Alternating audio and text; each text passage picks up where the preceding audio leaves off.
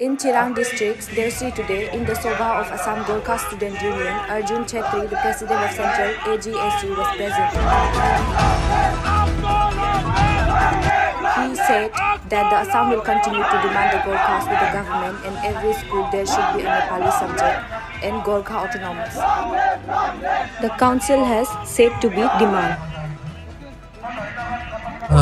All Assam Gorkha Student Union Chirang district 19th মানে এটো বাইএনুয়াল conference যোৱাত দুদিন ধৰি এটো চলি আছে তো মই আজি বিশেষকৈ আজি এই ওপেন সেশনত গেষ্ট হিচাপে আজি উপস্থিত হৈছো তো গোৰ্খা সকলৰ মানে একমাত্ৰ ছাত্ৰ সংগঠন প্ৰায় এটো 50 বছৰ অতিক্ৰম কৰিছে এটো 1976 জন্ম লাভ কৰাৰ পিছত আজিলৈকে গোৰ্খাৰ হকে হিতে এই সংগঠনে কাম কৰি আছে মই প্ৰায় 25 বছৰ All Assam Gorkha Student কাম কৰি আইছো তো আজি মই বিশেষকৈ ইয়াত উপস্থিত হৈ গোৰ্খা সকলৰ মাজত মানে আকসুৰ যি এটা জনপ্ৰিয়তা আছে বা আকসুৰ যি ভূমিকা লব কাম কৰিব তাত মানে সকলে গম পাইছে বা আমি দেখিবলৈ পাইছো মই বিচাৰো অখিল আসাম গোৰ্খা ছাত্ৰ সংঘ যি নামৰে গোৰ্খা সকলে গম পায় বা জানে এই সংগঠনে কোনো বেলেগ ফালে চিন্তা নকৰাকৈ যি উদ্দেশ্যটো আগত ৰাখি তাৰ সংবিধানত যি লিপিবদ্ধ কৰা হৈছে কোনো ৰাজনৈতিক বিষয়বস্তুলৈ বেছি গুৰুত্ব নিদি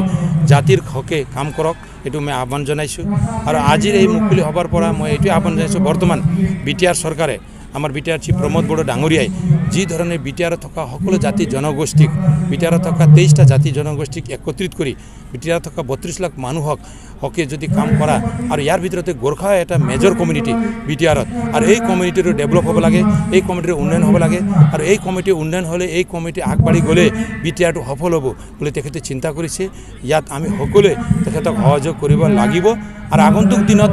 মানে বিটিআৰ কাউন্সিলৰ ফালৰ পৰা গোৰ্খা সকলৰ কাৰণে কাম কৰিব লগা যিবিলাক বিষয়বিলাক আছে বা আমি আমাৰ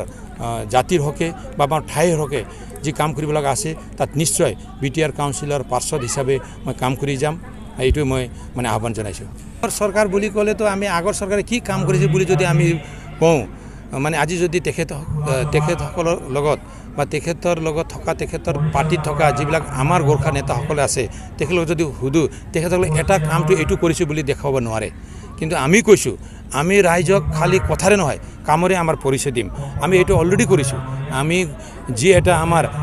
দীৰ্ঘদিনীয়া যি এটা আমাৰ পেন্ডিং যি ডিমান্ড আমি আগৰ চৰকাৰতো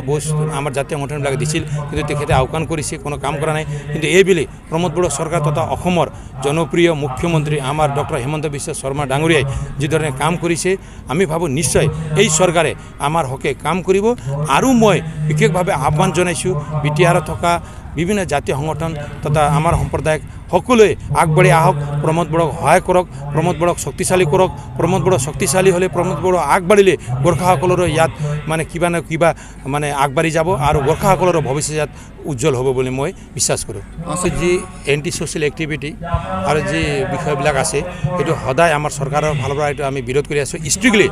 আমাৰ অসম চৰকাৰ তথা বিটিআৰ কাউন্সিলে ইয়াত প্ৰশাসনিক বিষয়াসকলক অৰ্ডাৰ দিছে আৰু আমাৰ জাতীয় সংগঠনবিলাকৰ এটো দায়িত্ব আছে আমাৰ সমাজটো সংস্কাৰ কৰিব লাগিব সমাজত এটা ভাল পৰ্যায়লৈ লৈ আহিব লাগিব সমাজক যাতে ভাল নেতৃত্ব দি সমাজক ভৱিষ্যত উঠি অহা ল'ৰা ছোৱালীবিলাকক যাতে তেনেকা বেয়া দিশত তেখেতসকলে আগ নাবাঢ়ে তেখেতসকলে ভাল দিশত আগবাঢ়ে জাতিৰ হকে ঠাইৰ হকে ৰাষ্ট্ৰৰ হকে ৰাজ্যৰ হকে তেখেতে কাম কৰে এটোৱে আমি বিচাৰিছো যোৱা দিনত বিভিন্ন পলিটিক্যাল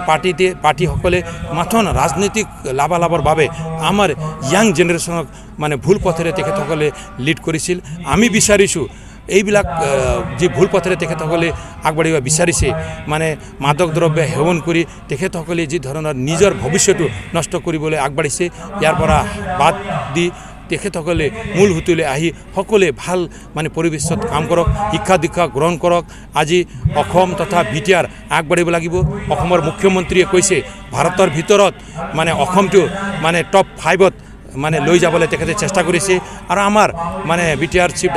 ডাঙৰীয়াই প্ৰমোদ বড়ো ডাঙৰীয়াই নৰ্থ ইষ্টৰ ভিতৰত বিটিআৰ কাউন্সিলটো শীৰ্ষ পৰ্যায়ত ৰাখি এটা ভাল এটা ঠাই হিচাপে মানে দিব পৰা যায় নেকি বুলি তেখেতে কাম কৰি আছে ইয়াত আমি সকলোৱে তেখেতৰ লগত থাকি আগবাঢ়ি যাব লাগিব স্যাৰ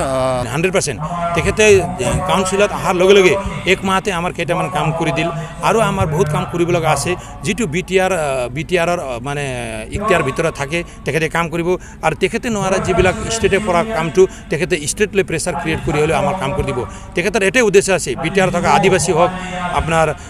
গোৰ্খাই হওক ৰাজবংশী হওক ৰাভাই হওক অসমীয়াই হওক সকলোকে একেলগে লৈ তেখেতে আগবাঢ়িছে এটা এক্সাম্পলটো মই দিব বিচাৰোঁ সিদিনা আমাৰ এটা সশস্ত্ৰ সংগঠন বিদ্ৰোহী সংগঠন আছিল গোৰ্খাসকলৰ 2007 পৰা আৰম্ভ কৰি তেখেতসকলে অলপ মানে বেলেগ ধৰণে চিন্তা কৰি আগবাঢ়ি গৈছিল এই সশস্ত্ৰ সংগ্ৰামক মানে অস্ত্ৰ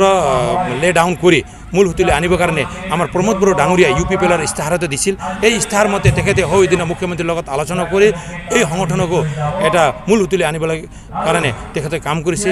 যাৰ কাৰণে সমূহ গোৰ্খাসকলে এই 1 বছৰ ভিতৰত প্ৰমোদ বড়ো ডাঙৰীয়াই গোৰ্খাসকলৰ কাৰণে যি কাম কৰিছে তাত সমূহ গোৰ্খাই তেখেতক ধন্যবাদ দি আছে আৰু তেখেতক বিশ্বাস কৰি আগবাঢ়ি যাব গোৰ্খা ছাত্ৰ সন্থা শিলং জিলাৰ 19 সংখ্যক অধিৱেশন এই অধিৱেশনত আজি মুকলি সভা এই মুকলি সভাখনত আজি আমি বিভিন্ন আমাৰ সমস্যাখিনি আলোচনা বাকী আমি কি কৰি আছোঁ গোৰ্খা ছাত্ৰ সন্থাই কি কৰি আছে এইখিনি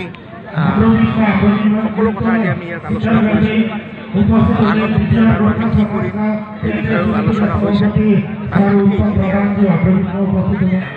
নিশ্চয় আমি ভাবি আছোঁ যে যিহেতু প্ৰমোদ বড়ো আজি ছাত্ৰ ৰাজনীতিৰ পৰা গৈ পেলাই BTR চিফ হৈছে আৰু লগতে আমাৰ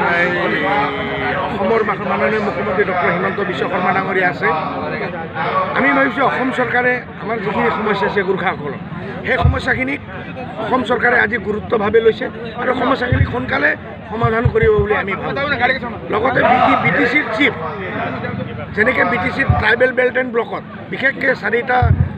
BTC 4টা বেল্টত আমাক ট্ৰাইবেল বেল্ট এণ্ড ব্লকত আমাক কৈছে আপোনালোকে সুৰক্ষিত বুলি কিন্তু এতিয়াও কিন্তু BTCৰ যোনটো এক্সিকিউটিভ কাউন্সিল এতিয়ালৈকে পাছ কৰা তো আমি প্ৰমোদ বড়ো ডাঙৰীয়াক আহ্বান জনাওঁ যে তেখেতে ডিচিশ্যন লৈছে সেই ডিচিশ্যনটো তেখেতে এক্সিকিউটিভ কাউন্সিলত পাছ কৰে লগতে আমাৰ যি মূল দাবী অসম গোৰ্খা ছাত্ৰ সন্থাৰ মূল দাবী হ'ল গোৰ্খা অট'নমাছ কাউন্সিল এই গোৰ্খা অট'নমাছ কাউন্সিলটো অনতি পলমে অসম চৰকাৰে ঘোষণা কৰিব লাগে